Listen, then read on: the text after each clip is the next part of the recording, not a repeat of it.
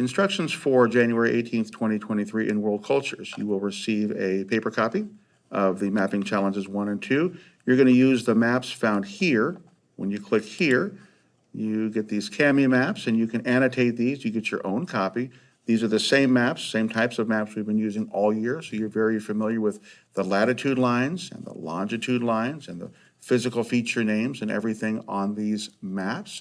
And so you're going to write down what is at those locations, the physical features on the top and the political features on the bottom. When this is written and complete, you're going to let me know, then I'm going to open up the form, and there you're going to enter your responses on the form so I can assess your responses and give you a grade.